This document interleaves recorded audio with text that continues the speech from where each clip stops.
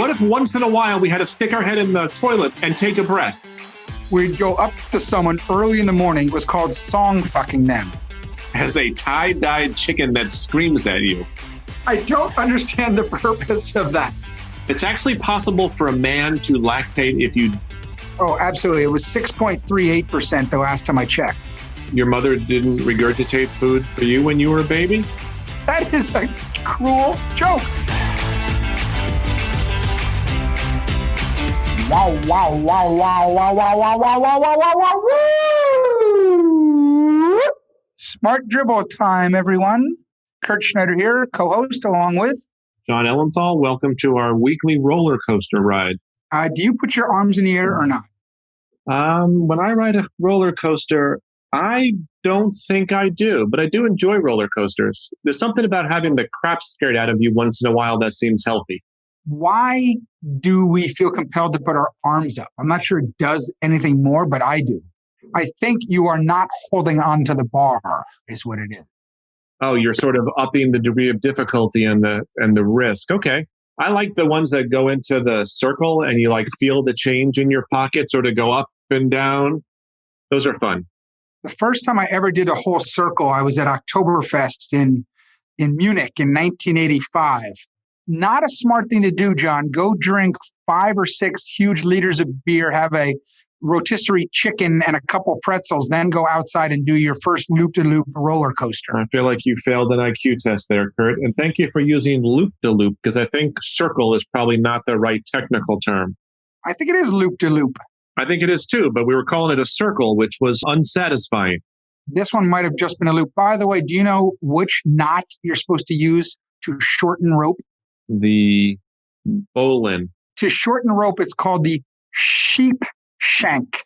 And it's basically, it's very hard not to do, but when you do it, it's a lot of fun. It's 2 circles that come together and you can do them repeatedly in a rope and it will shorten the rope. Did you eat a sheep shank before getting on the roller coaster in Munich? Probably. I didn't know what I ate. It came off the rotisserie. So Kurt, what's our plan for today? So John, today's comes from a friend of mine, a very good friend of mine. I was having cocktails with him last Saturday. By the way, I was having a very good cocktail introduced to me by your brother. It's called the Corpse Reviver number 2, and I highly recommend it to all of our listeners. What is in it? Oh, thank you for asking, John. Well, first of all, the fact that it's Corpse Reviver number 2, already I like it. It does raise a question, yes. I already think it's great. And it was invented in the 1880s, as you might guess by the name, to help with your hangover. It is equal parts lemon juice, Cointreau, Lillet, which is a French liqueur, which is supposed to be served très froid, very cold, and gin, all mixed together, served up, and then topped with 4 or 5 drops of absinthe. Which makes the heart grow fonder. So it tastes good. Don't make me laugh. I still have broken ribs. So it tastes good, apparently, but does it help you with your hangover? Well, I mean, it's called the Corpse Reviver 2. Well, you know that I was injured, and so I was on a lot of Tylenol, and Tylenol washes through the liver, as does alcohol, so I will not drink when I'm on Tylenol. I did not have any Tylenol Friday, so my son and I had a tequila and then another, and then I had a few beers, which was not smart. So Saturday, I wasn't feeling my best. Saturday afternoon, after going to the Metropolitan Museum of Art, we stopped by, and I had a Corpse Reviver, then I had a second, and I felt great afterwards. Where did you order it at a bar? Yes, we sat outside and froze our nuts off. So a bartender would know a Corpse Reviver 2. How is it different than the Corpse Reviver 1, which was probably not called 1? Different alcohol completely. It's like a completely different drink, which is amazing. It's not like there's a subtle change. It's not like vodka to gin or Cointreau to Grand Marnier or something. So let me bring your attention to a question I asked you several minutes ago.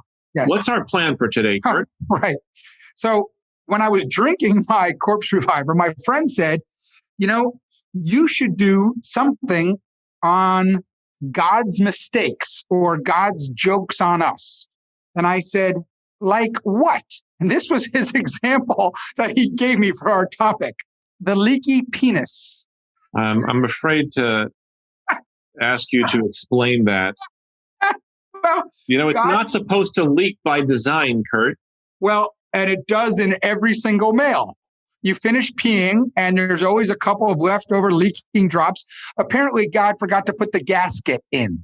Maybe you should use stay-free peenie pads, which are good for the last drop. That was an old SNL skit. It's an old SNL skit because clearly this is an issue. If you're going to give credit to your friend for this topic, I think you also have to give credit to Chris Rock, who did a whole comedy bit on God's mistakes. So he is a source of inspiration for today's episode as well. So I'm starting with the leaky penis is God's mistake. I will give you one other easy one just to get you in, and then I'd like you to come up with one. This is a well-known one. God's mistake, where it's basically a joke on all of humankind. The vodka martini. You are both. It's hard to be both a conversational cul-de-sac waiting to happen and be completely predictable, which just shows your range. Oh, my God. Okay. Not an episode goes by without a dig at the vodka martini. So it is now an official episode. Give me a mistake, a God's mistake or God's joke on mankind or humankind or womankind or they kind. I get the question. Okay. The first row of seats at a movie theater. What's the point of those? You only sit in them if there are no other seats available, and then you have to look straight up. It hurts your neck. It's a terrible experience. And you went to the movies for entertainment. That's wonderful. I like that. You know who thought of that? You. Right. That's right. Yeah. Okay. I think that's great.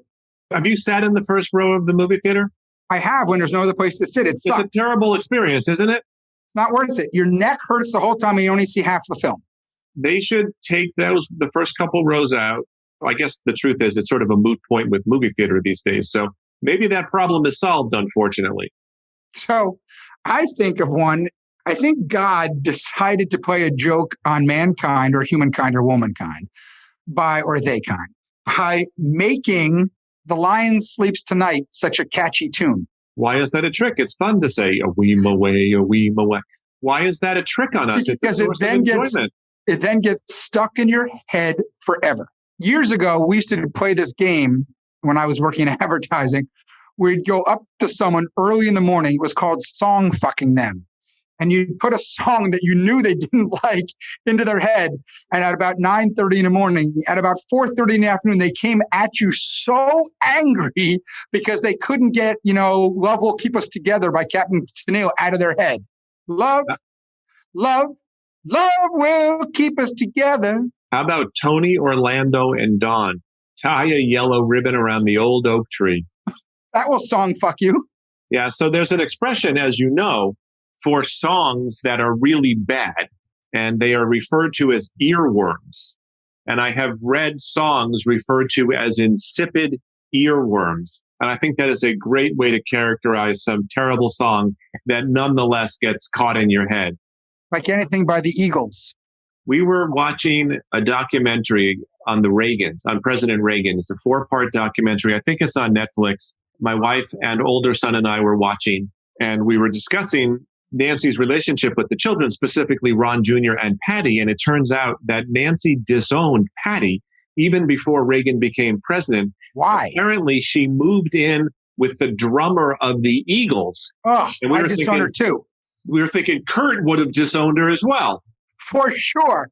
You know what? You and your vodka martinis and anti-Eagles, I hope you get trapped in Hotel California, okay? Oh. Where they serve only vodka martinis. Oh. All right, Kurt, would you please explain to me why God invented an onion that makes people cry? What's the purpose of that? Does any other vegetable make you cry when you slice it? I actually have a theory, John. You have a theory about why onions make you cry. Please. Because onions invariably add a je ne sais quoi to any dish, right? I mean, you put onions and olive oil and the whole house smells fantastic right off the bat. Therefore, I'm going to tell you, onions added to any dish adds something to it. But the onion itself, eaten raw, not cooked, well, some raw is good, but you wouldn't take a bite out of it like an apple, though I have. But if you did, you're not going to enjoy it because it's sort of an ugly vegetable on the surface. Have you ever taken a bite out of an onion before getting on a roller coaster? Loop to loop, at Oktoberfest? And I think it makes you cry. God does it on purpose so that you release some emotions and you become very emotional about the experience you're about to have. Are you insane? So, do you know that? Are there no other vegetables that you can throw in olive oil that would create a wonderful, pungent, fragrant smell that will fire up your olfactory? Only one other. And does it make you cry? Garlic. Does it make you cry? No, but it makes your fingers smell. And so you have to. Why do you have to earn it? Why do you have to earn it with the onion and not the garlic? Do you know when you fly in an airplane, the altitude adjustment, like the pressure, makes you very sensitive and you cry a lot at any movies? I didn't know that. I thought it was because of the Bloody Marys. No, and I wept at The Parent Trap, starring Lindsay Lohan. Yeah. And this woman working for me at the time came up to me and I was weeping and she saw what I was watching and she said, "Get your shit together, man." I think I lost a little respect there, or she did for me. I'm the onion guy. What do you got for me? Okay. I think a huge mistake or God's joke on us. Yes. Oceans and oceans and oceans, and you can't drink them. Water, water everywhere, but not a drop to drink. Rhyme of the Ancient Mariner, which I think has come up before. Coleridge? Yes, yes, and yes. All right. Oceans, John, everywhere. So what a cruel joke. You need water to survive because it's 3/4 of our body. We need it for everything. And sometimes you're in a place like California where there's a shortage of it. So it covers 3/4 of the earth. It's also 3/4 of our body. Wild association. Yes. So let me ask you this. Speaking of oceans, by the way, up to 60% of the human adult body is water. Yeah, it's actually 75. The brain and heart are composed of 73%. So you were probably referring to the brain and the heart, not the whole body. That's really, what do you need? If you don't have the brain and the heart, what do you have? Okay, this is actually sparked two, the ocean and the heart. I've got two of God's mistakes. Okay. Speaking of the ocean first, why is it that whales and dolphins live in the ocean, but don't have gills and have to come up and breathe air? What's up with that? I don't know. That's such a disadvantage. They're both mammals, right? They are. But is it just so that people who are on, ships can have something fun to look at? Yeah. I said that reminded me of two things, didn't I? Yeah. By the way, sea otters, very cute. Also have to come up for air. That's where I was going. Count of being mammals. Right. But if you have to live in the water all the time, it's not fair that you have to come up for air. When I was scuba diving. Think about it if it were us, okay? So we live on air. We live up above. What if once in a while we had to stick our head in the toilet or in the sink and take a breath? That wouldn't make any sense. What about poor fish, though? They're eating and breathing in underneath the water and also pooping in the water. That's crossed my mind as well. That is definitely a God trick. So you were about to talk to us about scuba diving, but before you do, I told you it reminded me of two things, and I'll never remember if we don't attend to it now. The heart and the brain, 73% water. The heart, when you have a heart attack, what hurts? Your left arm. Would you please explain to me the benefit of referential pain, where one part of your body has a problem, but you feel it elsewhere? How does that help? I think it's so you can differentiate it between gas and a heart attack. It's like a secondary, nowadays when you have a password and then they have to text you to your phone as well. It's like a secondary authentication? Yeah. Okay, so Kurt, that's a pretty good analogy. Thank you. How about this? Mushrooms. Mushrooms are pretty amazing because they are. Within this little fungus, 3 things can occur. And by the way, if you're out in the woods, you don't know which one. It is the ultimate cruelty. It can either feed you and nourish you. It can give you a hallucinogenic trip, which you'd enjoy, or it could kill you. You got a 2 out of 3 chance of a good outcome. Yeah, but it's like Russian roulette. It's more like Moscow mushroom. Instead of Moscow mule? No, instead of Russian I get roulette. It. Aha. Welcome back to the conversation, Kurt. Alliteration. I get it. Well, there was also a parallel structure. It was alliterative. That was part of the parallel structure. Kurt, we actually discussed one on our last episode that absolutely belongs on this list. Tell me. The candy cigarette. Let's take little kids and give them candy so that they can practice the behavior of smoking. So as soon as they can get their hands on cigarettes, they can do the real thing. They know how to hold it. Yeah, I think that's ridiculous. I have another one for you, too. This one bothers me as well. Would you like to hear it? Yes. Or would you like to give me one of yours? Well, I was just going to tell you something that we also used in a previous podcast, but is God's joke. Limburger cheese. That is some stanky cheese, Kurt. Before I give you the one that annoys me, I'll tell you one that I read about that was really funny. So parrots can talk, or at least they can repeat what you said, which is pretty uncommon in the animal kingdom. So that stands out by yourself. I read someone who described the parrot as a tie-dyed chicken that screams at you. That is a great and colorful, no pun intended, description of the parrot. A tie-dyed chicken that screams at you. What's the purpose of a parrot that can repeat what you say? Only animal out there that can do it. That's got to be a mistake. Well, by the way, I think the mynah bird does too. But I think they've been able to solve some crimes, haven't they? By the parrot repeating what the person had said inside, like, I'm going to kill you, Joni. I'm going to kill you, Joni. I'm sure that happens quite frequently outside of a Hollywood movie. All right, give me something else. Would you please explain to me why things are closer than they appear in the side view mirror? What? Why? Why can't the mirror just reflect the actual distance? I don't understand the purpose of that. Exactly. It's just like a dachshund that has no legs. Those legs are not the result of intelligent design or design of any kind. Actually, so God has had issues with legs, Kurt, because the dachshund looks ridiculous. I know we're going to get a lot of mail from dachshund lovers out there.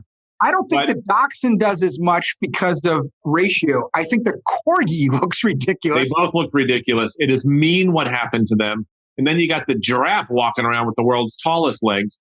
And look at the centipede. 100 legs. The snake has no legs. The distribution of legs across the animal kingdom, someone may have had a few beers and a rotisserie chicken before getting on the loop-de-loop when they thought of those. I think you're right. I think they screw up legs. We got 2. I don't know if that's good or bad, but we seem to be getting away with it.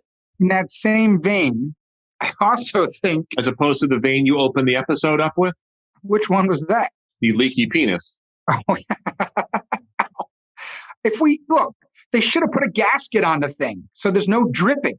Okay. So anyway, man has or woman or they have a best friend, dog. Yes. Dogs are cute.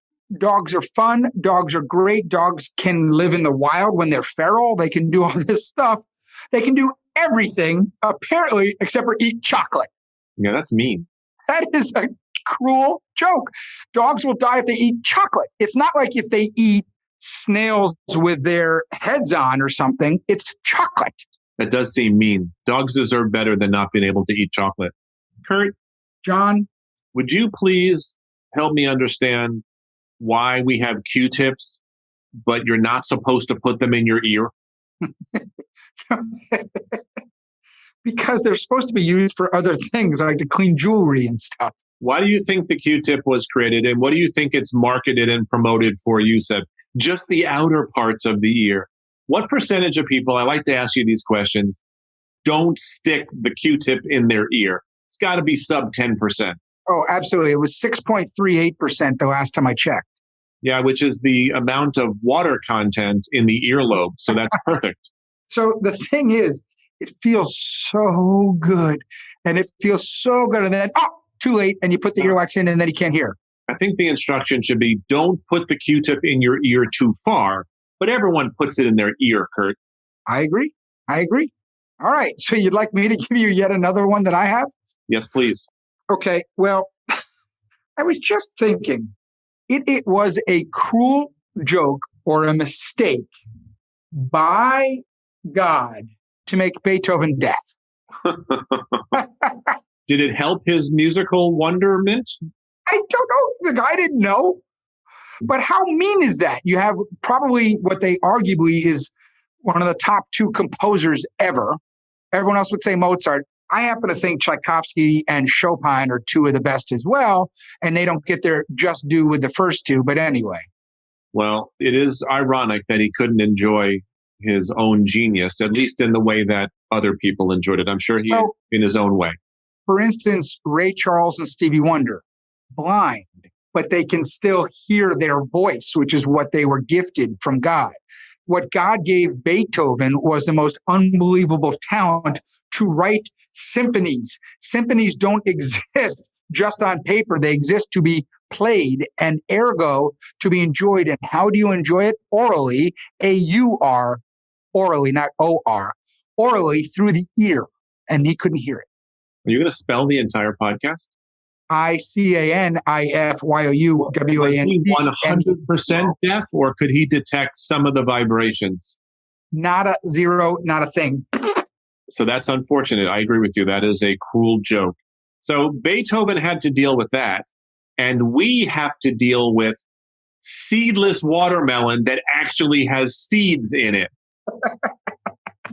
Have you bought seedless watermelon? It mostly has the white ones in there. That doesn't make them not seeds. So it should be watermelon with no black seeds, only white seeds, marketed as seedless watermelon. I would love to have watermelon where I didn't have to worry about the seed. And how about grapes? Some of the grapes with pits in them. Since there are seedless grapes. But let me ask you a question. Yes. Seeds are how fruits procreate. If you're seedless, isn't that like sterilizing the fruit? Then how would they procreate? Isn't it like one batch? It should be really expensive then. It would be very expensive. It would be like a Lafitte Rothschild. Yes. Which, by the way, involves grapes. So I tied that together nicely. You've been asked, no doubt, from time to time to give a toast with an alcoholic beverage. This is a simple yes or no question. Answer honestly. Have you ever said, as part of your toast, may all your pain be champagne? Oh my God, never. I've never even heard that. Okay, that would be a no. And all of my toasts, they might not be good, but they're all original. That means you've lost the option of saying, may all your pain be champagne, because now you've heard it before. That's okay. So you wake up in the morning next to that special somebody, and can you greet them with a good morning kiss? No. Why not, Kurt? Because of morning breath. Unless, of course, you're on a TV show or in a movie where they don't apparently have morning breath. You have to go into the bathroom and brush your teeth before you can give a proper good morning to somebody. Does that make any sense? Zero. I think that's excellent. Morning breath. Of what we're talking about. It's not excellent to have morning breath. It's an excellent example. Thank you very much, Kurt. So I saw Meatloaf once. Cool. I think he lived locally. He did. He lived in Stanford. Reading. Reading. So anyway, I saw Meatloaf. It was part of a Globetrotter thing I was part of. And we were chatting, having a great talk. And someone said, we need you guys in there. And I said, Pete, we got to go. He says, what are you talking about? I said, we're late. We should go like a bat out of hell. And he said, ha, ha, ha. And then I said, by the way, if the Globetrotters lose this one game, it's all right. You know why? 2 out of 3 ain't bad. And he's like, enough already. If I haven't heard this my whole life, shut up. Something about, and there ain't no Coupe de Ville hiding at the bottom of your Cracker Jacks box. Those lyrics are hard to come up with unless you've had a hallucinogenic mushroom and or 5 or 6 beers at Oktoberfest and then taken a loop-de-loop roller coaster ride. Then you can come up with lyrics like that. Kurt, we haven't even mentioned why men have nipples. Has a man ever lactated? It's actually possible for a man to lactate if you smoke way too much marijuana. I learned that on the internet. Could a man lactate and breastfeed a baby? I don't believe so.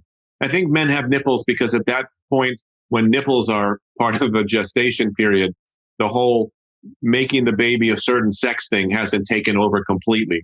But what I bet you seahorse men have nipples because don't the seahorse men birth the babies? I believe they do.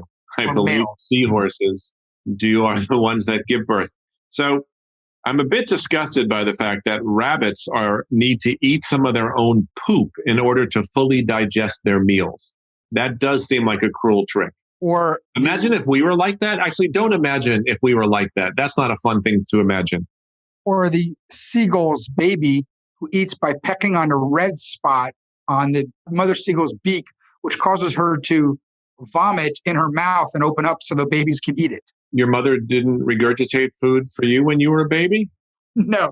So listen, I think we have definitely broken some new ground here, Kurt, in terms of cruel jokes that God has played on man and on the animal kingdom as well. I think the fact that camels are cute, but then they spit at men and women and theys, is very funny. Spitting at people. Yeah. All right, listen. We didn't even talk about the Yugo. The car? Yeah. From Yugoslavia?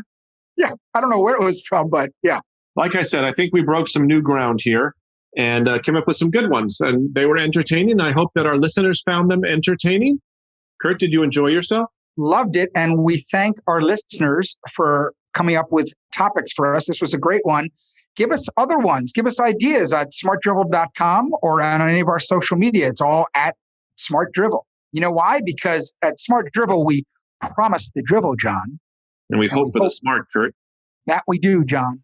I want to say goodbye to all of our listeners. Before we say goodbye, I want to let everyone know that Kurt and I will be back next week with a brand new episode of Smart Drivel. Until then, we hope your week is filled with Smart Drivel. Goodbye, everybody. Thank you for joining us. Goodbye, drivellers. Ciao.